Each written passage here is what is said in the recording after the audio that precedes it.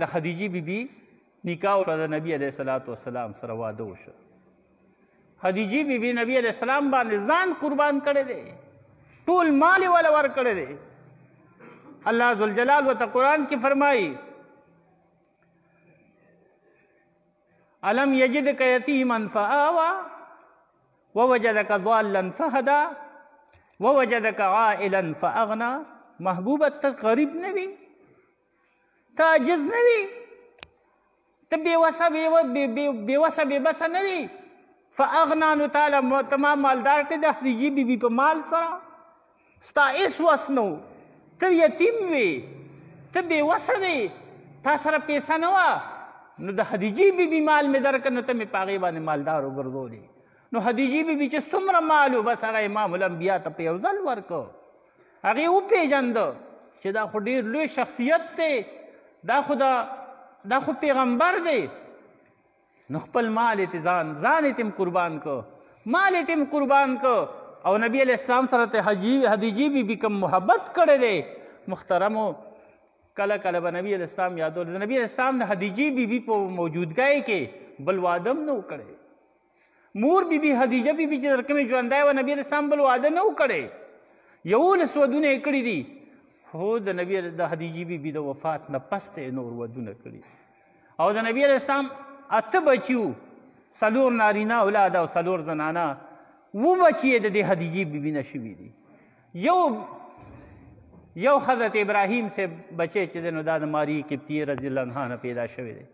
نور ټول بچي چې دا د فاطمه بیبي هم د خدیجې بیبي لور وه. حالانکه دې سره چې واده کو دا د 40 کالو وه.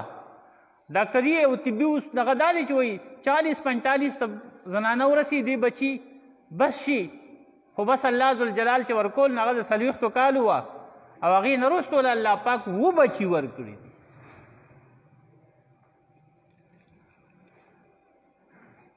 او نبی علیہ السلام سره دومره محبت کړی دی.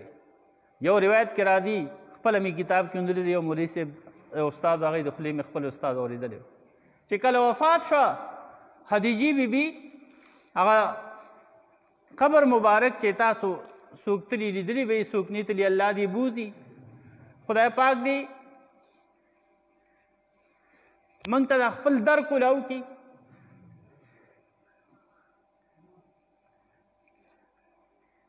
موږ ته دروازې بندې کړې نو، او دا زموږ د اعمالو وجه ده چې مخلوق دې حد ته ورسېږي. نو الله ذوالجلال چې خفه شي نو خدای پاک له دغه ټول هر څه د الله په اختیار کې دي. الله تعالی سره تمام اسمانونو او د ځمکو د ټول مخلوق ریموټ چې کوم څه کوي نو کولی شي الله تعالی. ان الله علی کل شیء قدیر، په هر څه باندې قادر دی. دغه خانقاه مبارکه د تمامې دنیا مرجع ده، خو چې خدای پاک بنده کړه نو څوک دې کولاو کړي، دروازې بندې شوې. نو هغه خدیجه بیبي دا مسجد جن طرف ته چې ځې نو هغه ځای کې جنت المعلا په هغې کې خدیجې بیبي قبر مبارک دی. پخوا به ورته خلک نږدې هم پرېښودي. یو ځل موږ تلي وو اول نو روزې دا قبر مبارک خوا ته تلي وو پرېښودي، اوس خو نه پرېږدي، لرې نه هم لیدی شي. چې دې ځای ته خدیجه بیبي قبر ته وړله، جنازه تلله، نبي علیہ السلام ورسره دی. چې هلته کې قبر ته ورسول او په قبر کې کوزه کړه.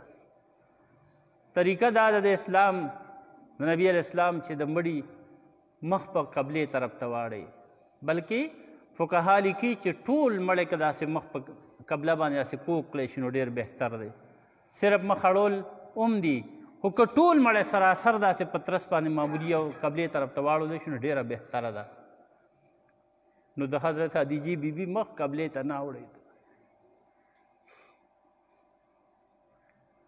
صحابه ورته وایي د الله حبیبه د مور بیبي مخ قبلې طرف ته نه اوړي، خانقاه مبارکې طرف ته نه اوړي.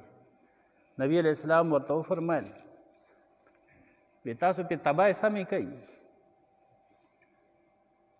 او دې مخ زما نه پټ کوي چې څو پورې زه دې ځای ولاړ یم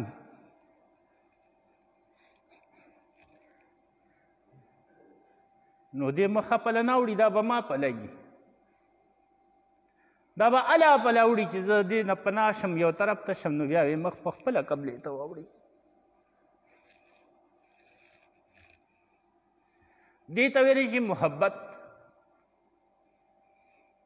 قبر سره چې سړی دې پله اپل لحت یو ته دې پله ولاړ نو قبلې نه دې بل طرف ته به یې که نه نو هغې خود داسې و وی چې تبای پې کېده یو خاره پې واړي دا په خپله قبلې ته واوړي